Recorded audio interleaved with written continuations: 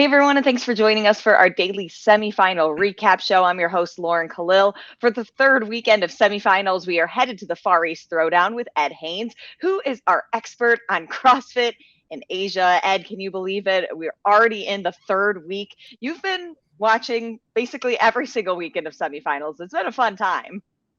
It's been a great time. Been so exciting to see like live competition again. And yeah, I've watched every single weekend. Massive fanboy of the sport.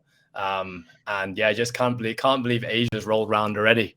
And yeah, here we are. So unfortunately, I couldn't actually be at the competition this weekend as much as I wanted to. We actually have some athletes there competing. So I've been watching from the comfort of my own gym here in Hong Kong. But nonetheless, have had pretty much the competition experience. It's been good.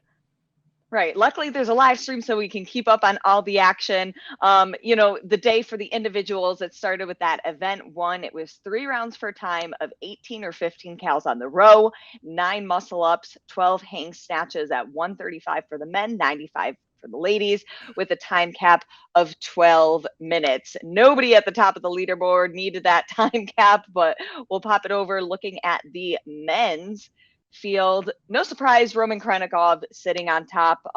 But Nazar, he was close behind him in that first race. He was. The interesting thing was, so Nasser was actually in the first heat. So he set a blistering time. And obviously, because the workouts have been released about 6 days before, I had an idea of what the kind of times would be coming in, especially having our athletes having done them. And he finished at 7:03, which I thought was really fast. He looks super smooth. He is a massive, massive individual. And so you'd expect him to do really well on the heavy events, which we saw in event 2, but we're also going to see in event 3. But he actually moved really, really smoothly through the muscle ups. He went through all the movements unbroken with good technique as well. So he set a blistering time from the start. And then when heat 2 rolled around, no one came within really 30 seconds of his time, which on a kind of fast event like that is actually a pretty big separator. And then, of course, there was a big step up in that last heat. And I guess everyone's eyes were all on Roman, knowing that he was, he's a very, very capable athlete in all regards. So he was the first athlete to go sub 7. And then really kind of the biggest separation of the whole event was kind of the grip in the third round. If you think about 3 movements, you've got rowing, you've got muscle up, snatching. So the athletes were able to move fast on round 3 was really where the separate occurred. Rounds 1 and 2 were very, very much neck and neck.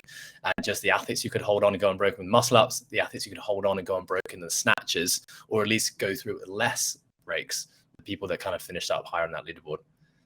From watching these 2 athletes at the top of the leaderboard, Nazar in heat 1, Roman in heat 3, do you think if they were in the same heat, it would have really been anybody's race because there wouldn't have been that time to chase?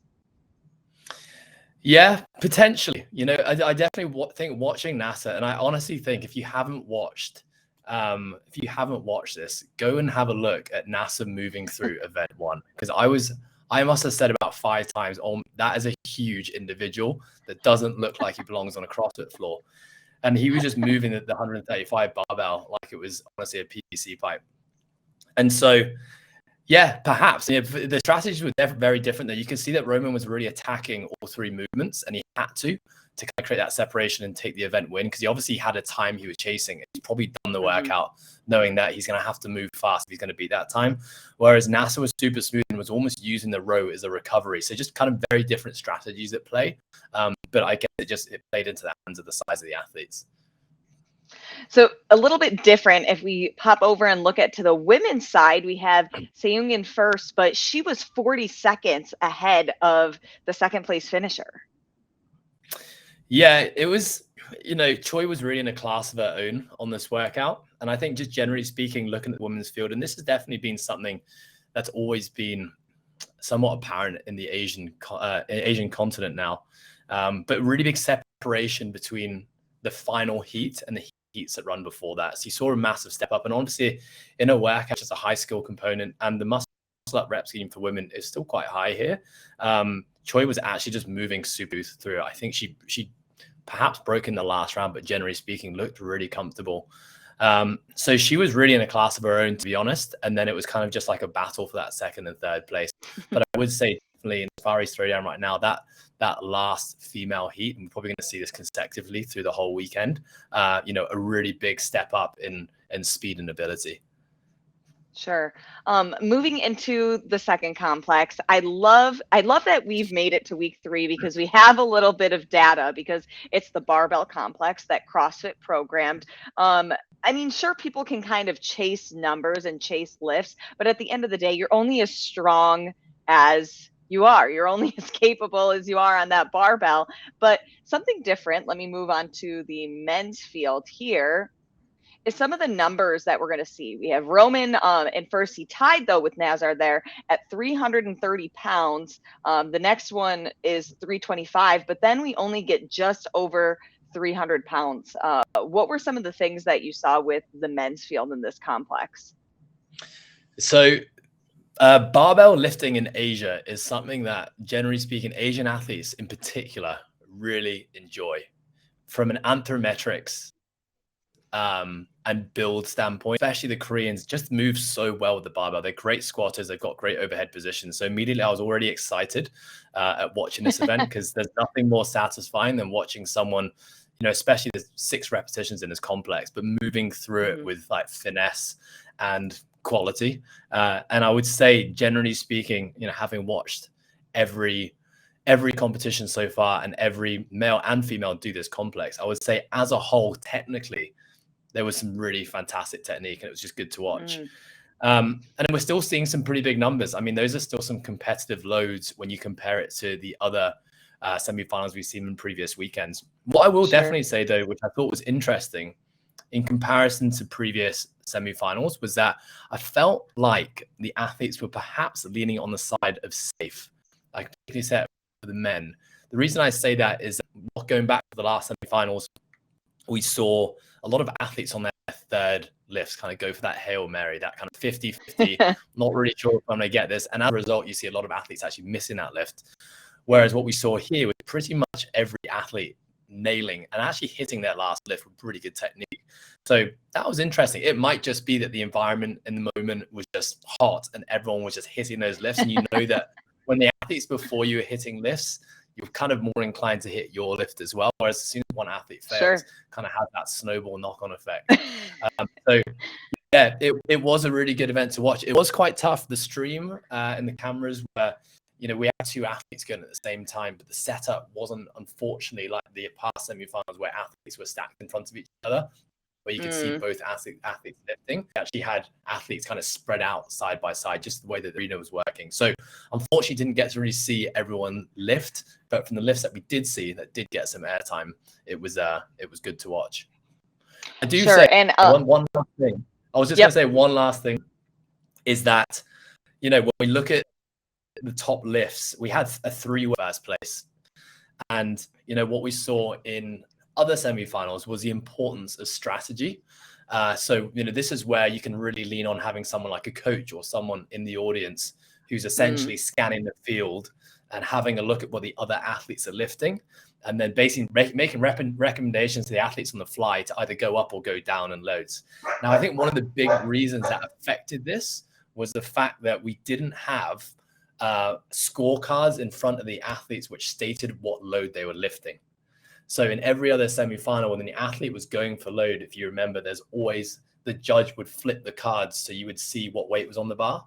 And we didn't have that this time. So from a strategy perspective, I think it almost was a disadvantage for athletes not having that, because one other thing that we did see was that in Asia, athletes weren't given 3 blue plates. So when you look at every other semifinal, you'll see athletes have the 3 blue plates either side. You can immediately make that calculation in your head. They're around the 315 mark or above. Whereas in Asia, with only 2 blue plates and having to stack up and make up the numbers with smaller plates, made it a lot harder to know what athletes had on the bar. So I think you could either say that was an advantage for some people, maybe a disadvantage for some. Interesting. Good perspective, though. And I mean, I do want to stand corrected because that barbell complex for the men, there actually were 4 people that hit that 330-pound barbell for the complex. So 3 people tied for the first place there. Let's move on to the women's side here. We'll pull up the leaderboard so we can see what they were lifting. But again, we have Seung in first at 215 pounds, followed by Flo at 210 pounds. Did you feel like the women were also conservative the way that the men were with these lifts? I did actually feel that. And you know what, now as I'm speaking and talk about it, I do actually think that not knowing what other athletes were lifting did actually play a big part in whether people were taking risks on that last one. When you have no idea what other athletes are lifting, you basically, as an athlete, you've got that question you have to ask yourself, like, do I just play it safe and get a lift in the bank? Or do I take a risk here and potentially jump up 1, 3, 5 places in the leaderboard? And when you just don't know what other people are lifting, you're probably going to err on the side of safety. What I will say, though, here again, is that, Choi was super dominant. She was clearly, she was clearly the best lifter on the field. And, she's locked into first place finishes here. Sure. A strong start for the day for both her and Roman Khrennikov. But turning over now to the team, the teams rather, both of the workouts today for the teams, while the first one had a little bit of partner work, overall, if we look at the programming, it was very individual based. Right now we have KT CrossFit, Colin's Nikov team, they're in first, but do you think that there's going to be a lot of shifts in the leaderboard as we see more partner work together? Yeah, I always think that, but then again, you look at the best teams in the world and they have that ability to excel in individual workouts and also excel in the team style workouts. I would definitely say that the Asian field on the team division is definitely, in comparison to other continents, other semifinals that we've seen, is definitely probably behind a little bit. You're seeing big discrepancies. We're seeing some good performance with kind of like top 3 teams. So specifically Khrennikov, Yaz, and Elias putting in some really solid performance. You kind of see those 3 teams kind of separate themselves from the rest of the pack. So I really do think, and when I look at the individuals on those teams, knowing quite a few of them, they are very, very capable individual athletes. So it will be interesting to see how it shapes up. I do know, the guys at CrossFit Life, we've actually had the pleasure of working with those guys. So I know they've actually been putting a lot of time working as a team. So it'd be cool to see if they're able to kind of bring that together in some of the later events in the competition. But I do think we're going to see a real battle between those top 3 all weekend. What are some of the storylines that you're going to be watching heading into day 2 of competition? This one that jumps out to me is looking at the male division and looking at to see, how this is all going to unfold. I would say that most people would not have ever predicted to see him in the top 2 after day 1. And I don't mean that in a mean way. NASA, he's been in the Asian CrossFit circuit for a while. He's been fittest man in Q8. I'm pretty sure he featured in the WWE in some way, shape, or form. And when you actually look at him, that totally makes sense. But when you look at the 2 events we've had, event 1, knowing where he excel, which with heavy loads, I think that caught everyone by surprise. Obviously, Barbell complex, no surprise what he moved there. But we look at the next event coming up tomorrow. The first event, we're going to see 200 double unders into 100-foot handstand walk, but into moving a heavy snatch. So essentially, we've got another heavy-ish workout. There is obviously some skill and complexity required before that.